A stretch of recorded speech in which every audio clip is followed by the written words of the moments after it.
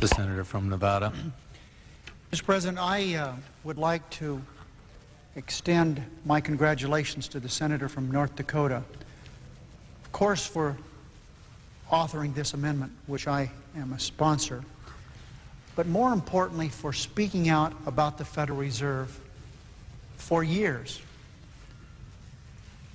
I have sponsored legislation that would call for an audit of the Federal Reserve System. I offer that amendment every year. Every year, the legislation gets nowhere. I think it would be interesting to know about the Federal Reserve. I think we should audit the Federal Reserve. It's taxpayers' money that's being used there, but we don't do that. Senator Dorgan has spoke out on the secrecy of the Federal Reserve System.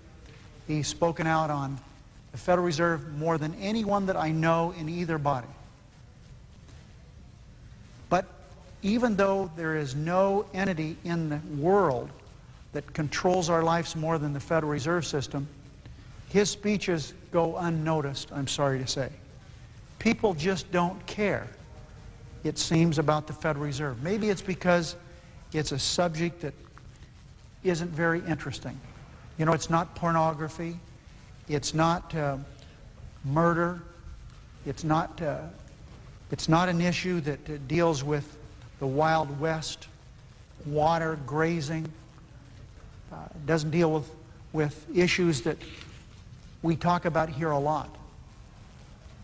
But we don't talk enough about the Federal Reserve and the impact it has on our life. So I acknowledge the work that my friend from North Dakota has done on this issue, and I am sorry that his very lucid statements have received very little attention.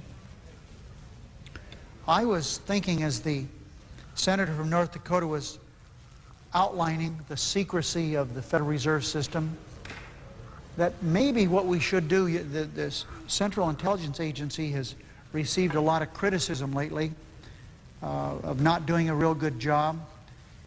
One reason maybe is that they're not secret enough in some of the things they do. Maybe we should combine them with the Federal Reserve Board. What the Federal Reserve Board does, nobody knows what they're doing. CIA, it seems that everyone has some idea what they're doing. So maybe we could combine the two. It might not be a bad idea. Mr. President, the Federal Reserve has raised interest rates 6 times since February of 1994. If someone likes this legislation, generally speaking, that is, we're going to try to stop unfunded mandates, then they should love this amendment. If the principle of unfunded mandates being stopped sounds good to senators, then they should jump with joy and run over here and co-sponsor this legislation, because this really overshadows all other unfunded mandates, because these go on all the time. Not only do they affect government because of the money that governments borrow, but it also affects the private sector significantly. There isn't a person that's listening to this debate or could listen to the debate that higher interest rates doesn't impact them. Doesn't matter if they're homeless or they're making a multi-million-dollar transaction on Wall Street as we speak. Higher interest rates affects everybody in this country. And what we're saying is that the Federal Reserve Board would provide a report to Congress and to the President about anticipated costs of changes in interest rates on the public and private sectors. All we're aware of each time the Fed raises interest rates is we pay more. We should have a little more foundation as to what really we do pay. This amendment requires the Fed to prepare a report. This report will detail the costs imposed by interest rate changes within 30 days after the Fed decision to change such rates.